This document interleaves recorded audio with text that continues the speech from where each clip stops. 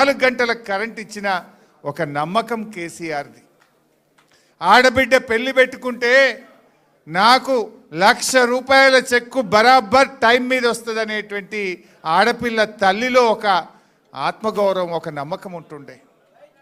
పిల్లల్ని గురుకుల పాఠశాలల్లో చదివిస్తే ఒక్కసారి ఎస్సీ ఎస్టీ బీసీ మైనార్టీ గురుకుల స్కూల్లో సీటు దొరికిందంటే 6 లక్షల మంది పిల్లల తల్లిదండ్రుల్లో నా బిడ్డ జీవితంలో వెలుతురు వస్తుందనే ఒక నమ్మకం ఆ రోజు కేసీఆర్ పాలనలో ప్రజలకు దొరికింది. అది ఏ వర్గమైనా సరే, ఎస్సీ ఎస్టీ బీసీ మైనారిటీ, రైతన్నలకు, విద్యార్థులకు, యువకులకు, మహిళలకు, అన్ని వర్గాల్లో ఒక నమ్మకం, ఒక విశ్వాసం, ఒక భద్రత నాటి కేసీఆర్ పాలనలో దొరికేది. కానీ 2 ఏళ్ల పాలనలో ఏమైంది? అంతా ఆగమాగం, సగం సగం, ఏది నమ్మకం లేదు. వానకాలం పంట వస్తే ఎరువులు దొరుకుతాయో దొరకయో తెలియదు, చెప్పులు లైన్లో పెట్టే కాలం వచ్చింది. రైతు బంధు ఇగో ఫిబ్రవరి నెల వస్తున్నా ఇవాళకి రైతు బంధు వల్లే పడుతుందా పడదా ఏమవుతుందో ఎవడు చెప్పే దిక్కే లేదు ఈ గవర్నమెంట్లో. కేసీఆర్ ఉంటే డిసెంబర్లో రైతు బంధు పడుతుండే, ఇప్పుడు ఫిబ్రవరి నెల వచ్చినా ఇవాళకి రైతు బంధు పడే పరిస్థితి లేదు. గురుకుల పాఠశాలల్లో పిల్లలు లేస్తే ఏ రాత్రి ఏం ఫోన్ వస్తుందో అని తల్లిదండ్రులు అరచేతిలో రాత్రిపూట ఫోన్ వస్తే భయపడే పరిస్థితి ఏర్పడ్డది.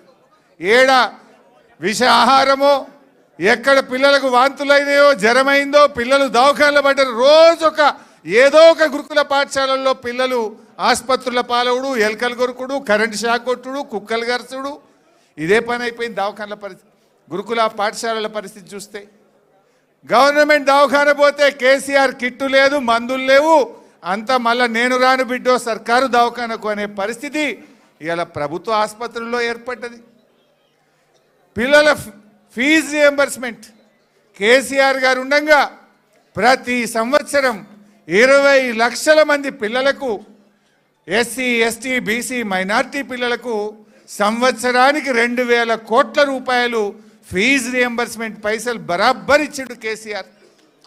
9.5 ఏళ్ల కేసీఆర్ గారి ప్రభుత్వం 19,500 కోట్ల ఫీజు రియంబర్స్మెంట్ డబ్బులు ఇచ్చింది. ఈ రేవంత్ వచ్చిన 2 ఏళ్లలో ₹1 కూడా ఫీజు రియంబర్స్మెంట్ వస్తలేదు. 20 లక్షల మంది పిల్లల చదువులు ఆగం చేసిండు.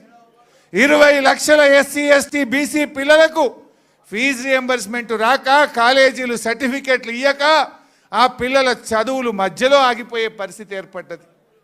అంటే మొత్తం ఒక అభద్రత, ఒక భయం, ఎరువులు దొరుకుతాయో దొరకయో, పిల్లలు కాలేజీల్లో ఏమైపోతారో, పిల్లలకు ఫీజు రియంబర్స్మెంట్ వస్తుందా రాదా ఎప్పుడు వస్తుందో తెలియదు, రైతు బంధు వస్తుందా రాదా ఎప్పుడు వస్తుందో తెలియదు, గొర్రెల పంపిణీ జరుగుతుందా జరగదా తెలియదు. ఏది గౌడన్నలు చెట్ల మీదకి వెళ్ళి పడితే 2 ఏళ్ళ ఈ గవర్నమెంట్ వచ్చి ఇవాళకి ₹1 ఇయ్యలే, ఒక్కరికి సాయం చేయలే, ఏది కూడా ఒక నమ్మకం లేకుండా పోయింది.